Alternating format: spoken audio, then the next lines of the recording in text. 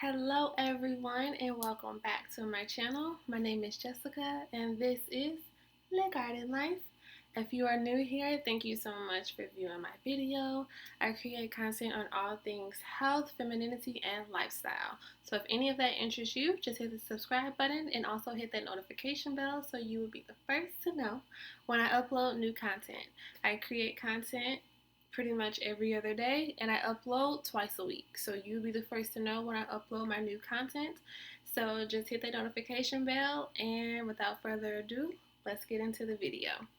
So this week's topic, my past video was about femininity and what is femininity, what's all the hype around femininity, is it something that you should get into, and of course, my overall was yes. I feel like everyone should at least try the whole femininity movement. I don't see it as something that is necessarily a bandwagon type of movement.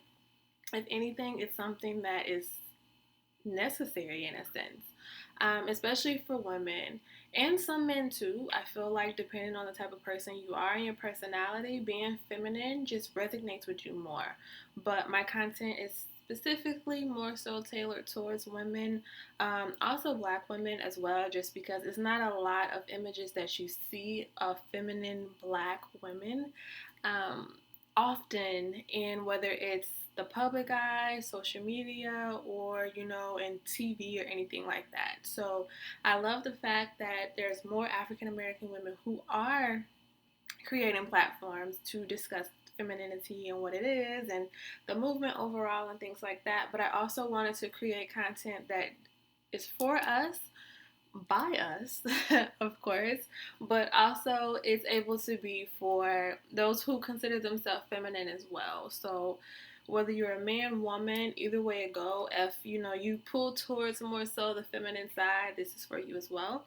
And so this week's content is pretty much on the mental and physical side of femininity.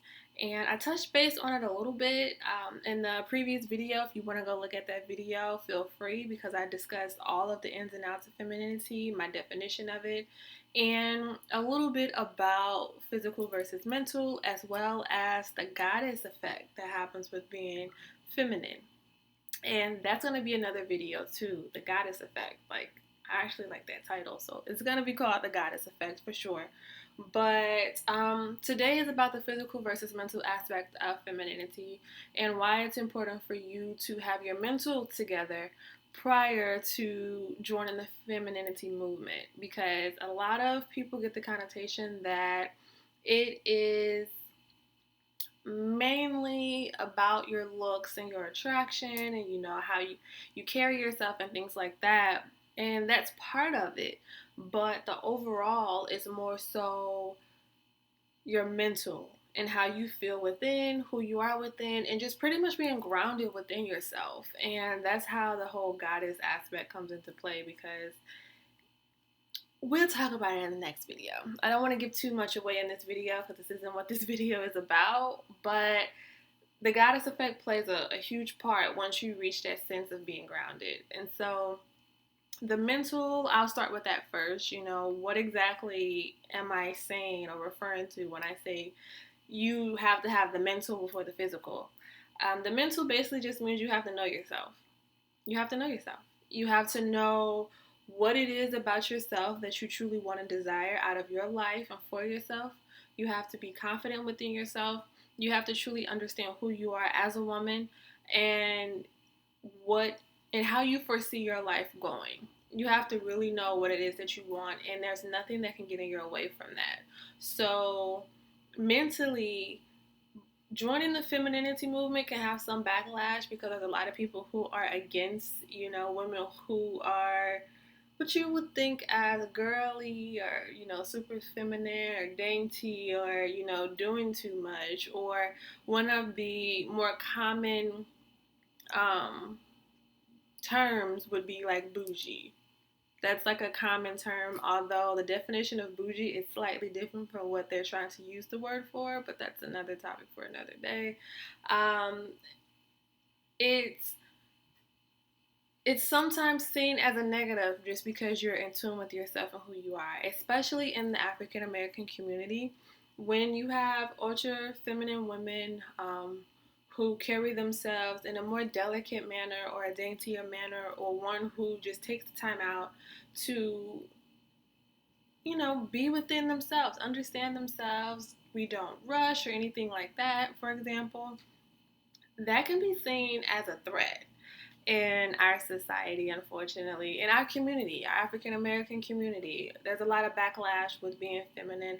There's a lot of jealousy, a lot of envy. There's a lot of, you know, just negative connotations with it. There's a lot of people who try to use it to their advantage to get over on you because they feel as if since you are a feminine woman, you're a little more naive than the average person, which in all actuality, you're not. You may be dainty and seen as feminine and soft and delicate, but you still have a mind of your own, which is why it's important for you to have your mental together, because if you don't, then you may be able to get taken advantage of in a sense. And so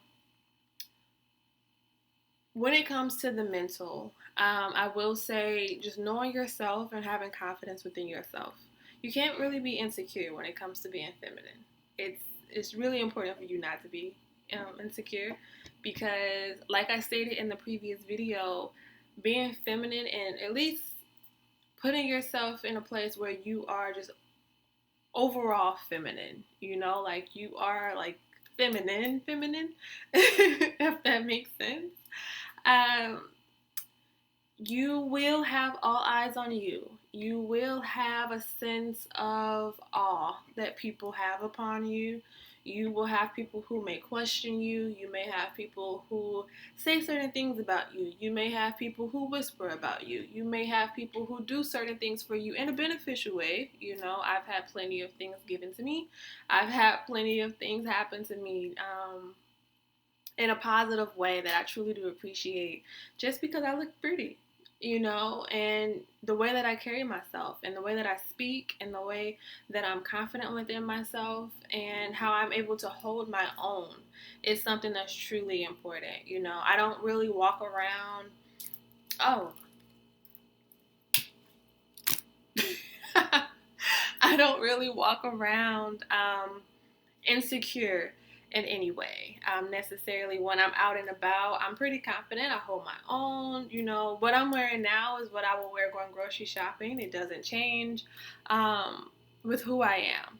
And so sometimes you receive positive feedback because of that, and being able to handle that is something that you need to be able to do, as well as the negative feedback. The women who may look at you with those scowls in their eyes, the men who may be undressing you with their eyes, the women who may, just give you that dirty look and demeanor because you actually took time to get ready um, before you went to the store, and they're just wearing tracksuits and they're upset about that. It's a mental thing that you really do have to have together within yourself to know however they feel, it doesn't matter, because you're doing what you want to do for you and you're living your life for you, and there's nothing or no one that can make you feel otherwise about yourself, because you know yourself, you're in tune with yourself, you know what it is about yourself, and so how they feel about you has nothing to do with you.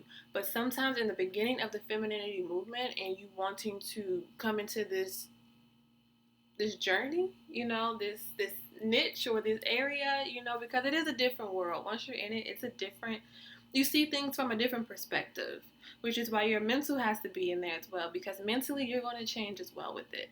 And so sometimes you just have to prepare yourself for what it is that's going to come with being a feminine woman. And mentally, it's a lot that comes with being a feminine woman and being able to carry yourself and how to maneuver that. And, in the workplace, one of the biggest, things I've heard and I've spoken and talked to people about just within conversation was when it comes to you doing your day to day. Like, for example, working. Let's say, you work somewhere and you're feminine, but how do you maintain your femininity yet still maintain your sense of power, or being able to still be taken seriously and not seen as like, oh, she doesn't know anything. She's just, frou-frou and all of that. Like, how can you still maintain that? And it's more so you're able to be feminine, but also still be powerful within the same sense, or at least, be taken seriously. And so that mentality, not feeling insecure because you are feminine is something that's important. Not feeling a sense that you have to dim your lights in order to be seen more seriously when it comes to the workplace. You can still carry yourself feminine the way that you want to, and you can still get your point across being feminine at the same time.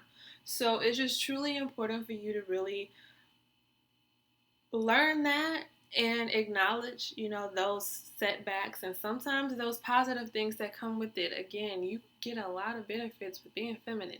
You do. However, I don't want people to just join the movement for the benefits. I want them to join the movement for themselves because they truly do want it and they feel that this is them, because a fake feminine woman, you can see it from a mile away. So if this isn't you and how you truly are, do not join it just because you think there's some benefits that you may want. Join it because this is truly you. And so that's the mental aspect. The physical aspect is how you carry yourself. The way that you dress, the way that you look, the way that you speak, the way that you walk, all the way down to the way that you walk. Just how you put things together, the fabrics you wear, the shoes you wear, the hair you wear, the jewelry you wear, the makeup you wear, all of that plays a huge factor in the physical aspect of being a feminine woman. Just because, you did your makeup today, you have to continue on with that. You can't just have cute makeup and then you're walking around with bright red hair. Or, you have on cute makeup and then you're walking around with green hair. It doesn't fit. Depending on your area of where you're in, a lot of celebrities are able to get away with this because they are celebrities and they are creatives. Some people forget the simple fact that celebrities are content creators themselves. They're just on a much bigger platform. So when they're creating content, they have to use their influence in a certain way that is creative for them. One person I can think of specifically that does this all the time would be Chris Brown. Now, granted, he's a guy, but he dyes his hair all the time. He's always wearing some blonde, some platinum blonde, some white, some gold, all of that. Another one I could think of right now, just really quickly, Rihanna has done it too. She's worn red hair. She's worn black. I believe she's worn blonde before, and so celebrities do it too as a way to express themselves. It's a way for them to be creative. It's a way for them to, be who they are because they are artists. Artists are creative. Think of an artist like Picasso and painters and things like that. They are creative. It's the same way for a singer than a painter. It's the same thing. At least for me, it's the same thing. So what they do is completely different from what we do as, just regular people. And so you have to carry yourself and your appearance in a different way, which means, however your exterior is, whatever your body shape is, and that can be another topic too, wearing things and how to put things together based on your body shape, I feel would be a really good one. But just being able to wear certain stuff that's really fitting for you, fabrics that make sense for for you, colors that fit your look, colors that match your skin tone and your undertone, makeup that works with your skin tone and your undertone, hairstyles that fit, form, and shape your face. That in that order, okay? It has to be a lot of things that goes into being a feminine woman, and it's truly just you knowing yourself, understanding yourself, what works, what doesn't work, and all of that stuff. So that physical comes after the mental, because once you know yourself within, you'll be able to show that on the outside, because you're not going to wear certain things anymore. You're not going to want to do certain things, speak certain ways. You're not going to want to style your hair in certain ways. You're not going to want to wear certain shoes or coats and things like that. You're going to change. It's a mental shift that's going to happen on this movement. And so that's why physical is important first, because it is a shift. You're going to change. And it's a positive change. It's always a good change. But you have to be ready for that change, because once it happens, you know, some people go backwards and they decide, okay, yeah, this is too much for me, I don't want to do it. But some people who are mentally ready for that change, they make the change and they go into the deep end, and it's amazing. So you just have to be ready for it mentally, before anything, and then physically everything else is going to come. So that is pretty much my video today. I just wanted to do a really quick breakdown on the physical and mental aspects of femininity and why it is important for you to have your mental before your physical appearance and all of that stuff, because mental is really important. Your mental is very important in all aspects, and it's certainly important while going on this journey of becoming more feminine and just being more in tune with yourself and who you are, and growing and developing yourself and who it is that you truly want to be. So I just wanted to make a video about that and just let people know that it's more than just, what I wear, or more than, the type of hair that I have, or, oh, long hair and dresses and makeup. It's more than that, and I just wanted to make a video about that to briefly explain. And so if you have any questions or concerns, just please leave them down in the comment section. I would love to hear from you.